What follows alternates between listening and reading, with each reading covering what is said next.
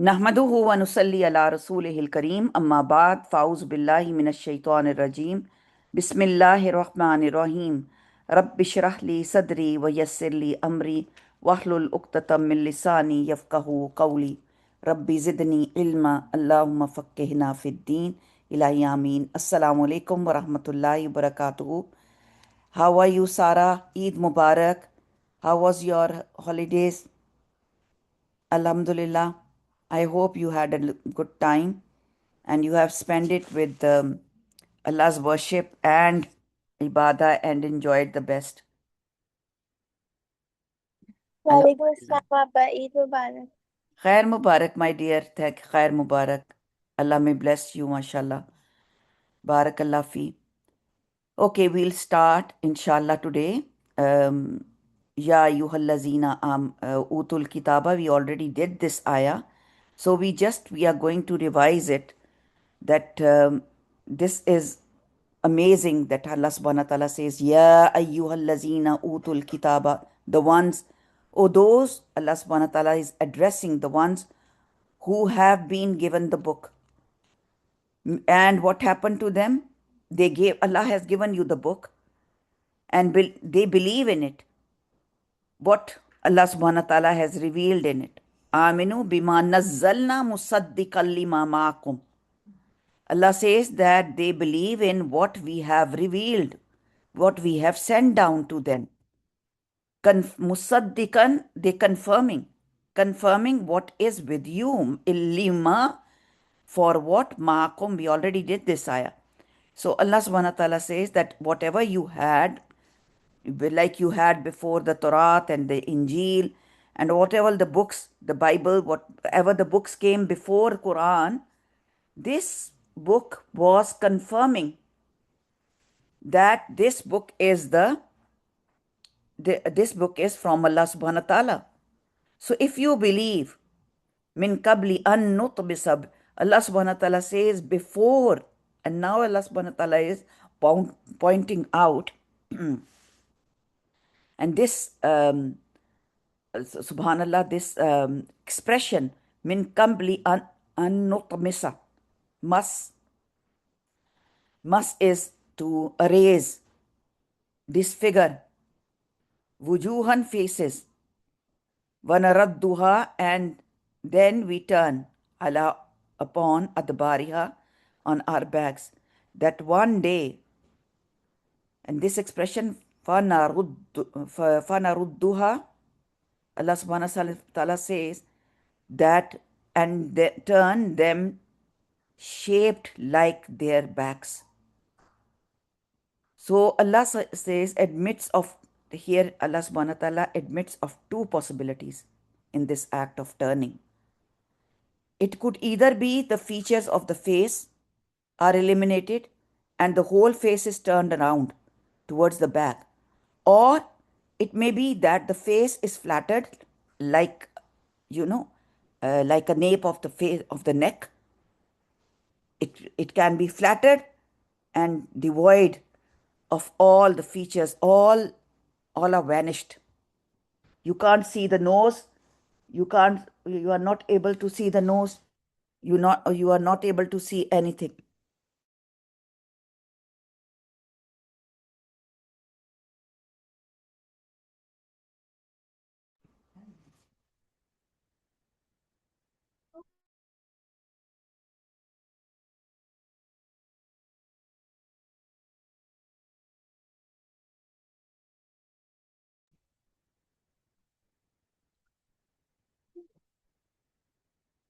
When will this be a question? Allah subhanahu wa ta'ala saying, Allah subhanahu wa ta'ala says that this punishment will come upon the Jews, especially, first of all, before the day of judgment, because they never believed about this book. And before the day of judgment, and while others have said that the punishment did not come in the past, because already there were people who entered into the faith of Islam. So subhanallah, here there is one opinion that question simply does not arise because there is no single word in the Quran which would suggest the what would happen, but the idea of what Allah subhanahu wa ta'ala wants to say and tell us is that Allah subhanahu wants will erase one day, all the faces will go blank, there will be nothing, no features at all, and فَنَرُدُّهَا, and Allah will turn them ala adbariha, on their backs. Or nal'anahum, or we curse them. Kama, the way, just as like Allah will curse them, just like la'anna, we cursed ashabul sabt. Allah subhanahu wa ta'ala is giving an example that they will be cursed like they were cursed in ashabul sabt, on the ones who did not obey the Saturday. Uh, they were given the rule of the Saturday. Remember, in Surah Al-Baqarah, we remembered they were not supposed to. They were not supposed to go and fish, and they started.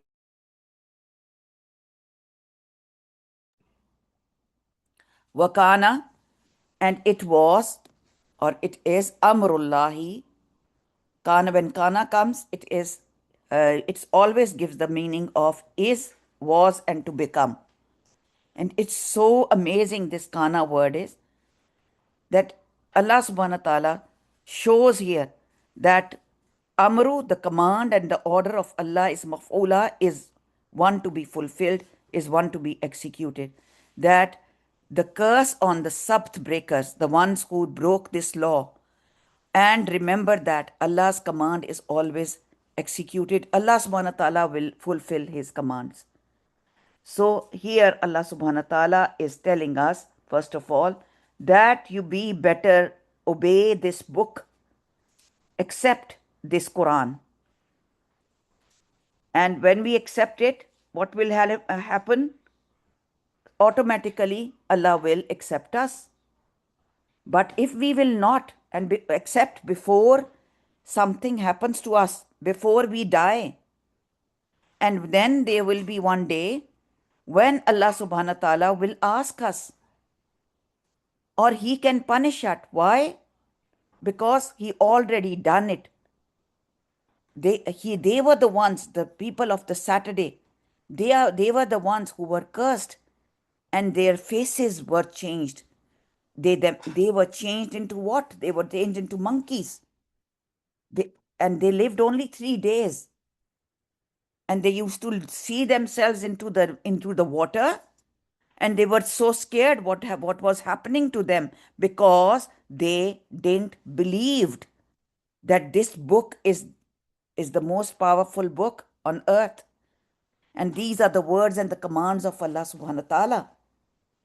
So what are we supposed to do now? We are supposed to read this book, to go through these books, to learn to learn its translation, to learn it properly, to read. So subhanallah, this is very, very important. Inna Allah, Allah subhanahu wa ta'ala says, we'll do ayah number 48. Inna Allah, indeed, Allah, la, does not, yaghfiru, it's negative command. La yaghfiru, he does not forgive. Ghafara, when comes, it hides. When you forgive somebody, you hide their mistakes. When you forgive somebody, you hide from them their problems.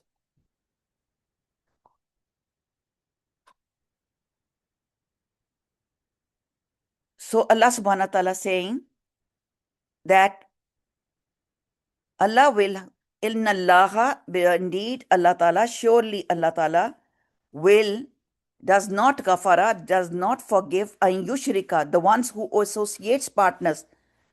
If we say, who has made skies? And we say, we don't know who has made it. We say, who has made the seas? And we say, oh, we don't know who has made it. That is also denying Allah subhanahu wa ta'ala. Maybe they have come from by themselves. Maybe science has a discovery about it. And we don't know. No, we have to surely say who has made it. Allah subhanahu wa ta'ala. Ain yushrika, because Allah subhanahu wa ta'ala says don't associate partners. Associating partners doesn't mean only that we should only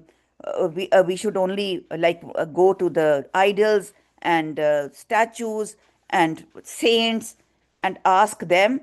That is also not allowed. That is also a part of shirk. But the best part is that that Allah subhanahu wa ta'ala is saying that look at yourself from where you have come. And yashrika bihi. Don't associate partners. Wayaghfiru, and forgive. And forgives ma duna zalik, whatever is besides is. Allah subhanahu wa ta'ala will forgive you if you will not do shirk. Dhalika liman yasha, that li for man, whoever, yasha, whoever wills. That if he so pleases, if he do it, like if Allah will forgive every other sin. Allah will forgive even people who have killed others. Allah will forgive all the bad sins if a person has done it.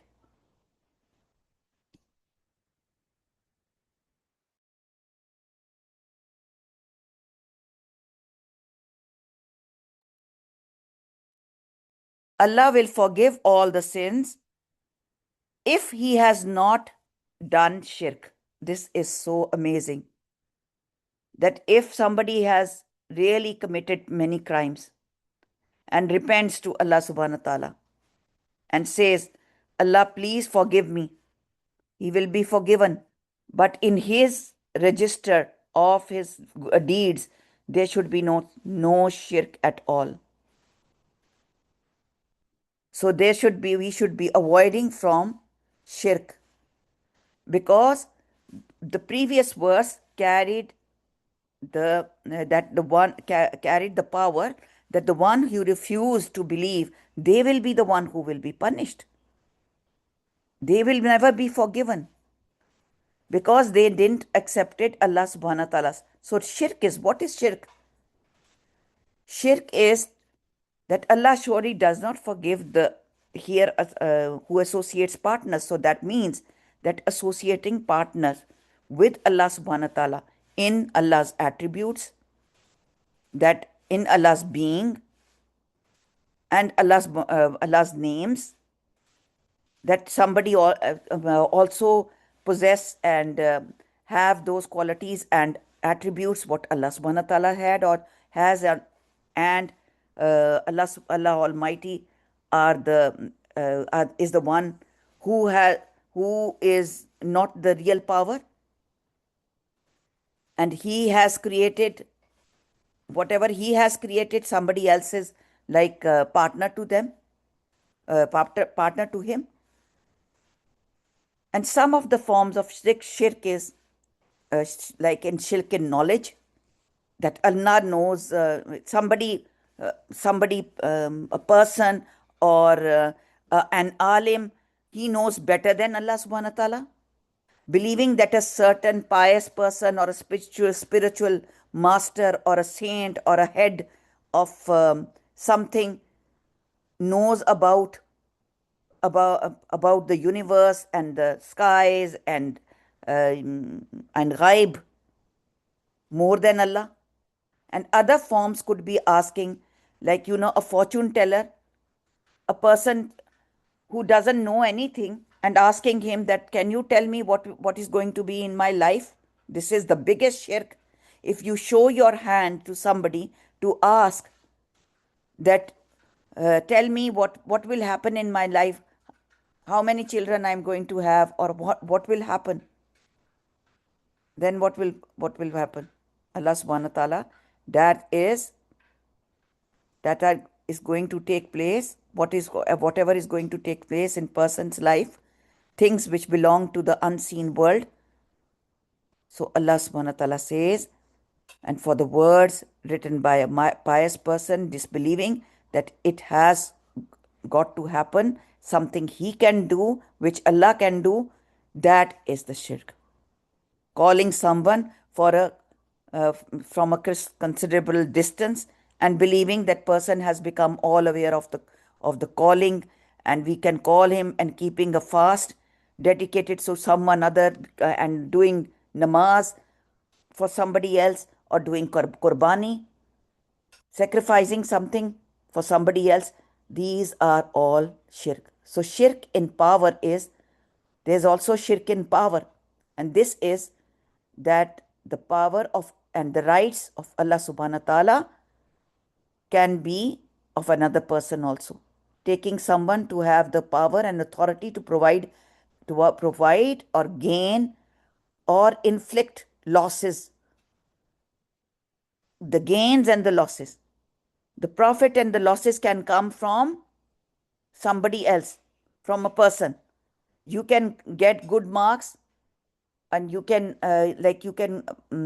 it also includes things like asking someone to grant wishes, or to ask to sustain and children.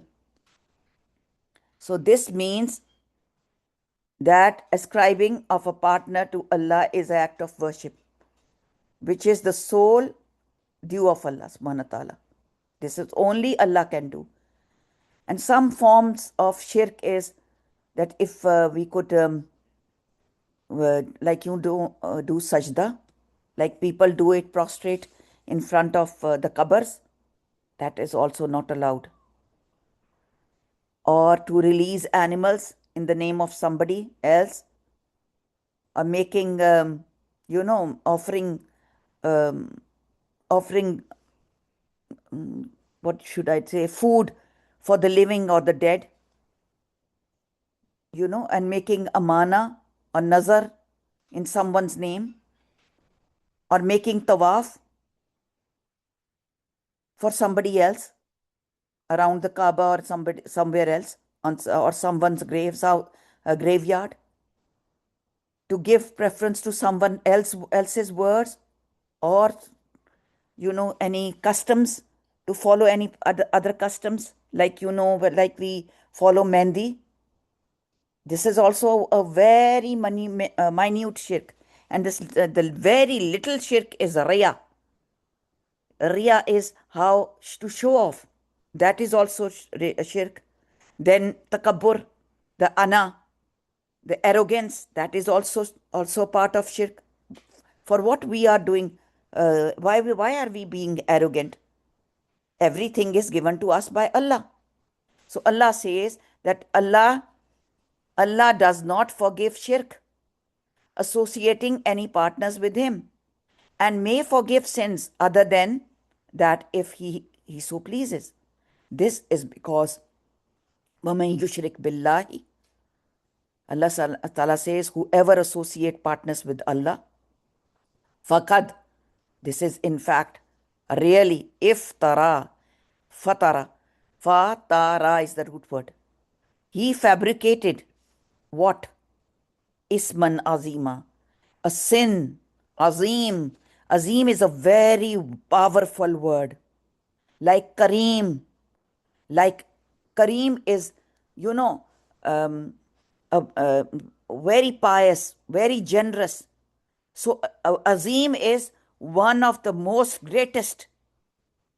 So biggest sin on earth is shirk, to associate partners.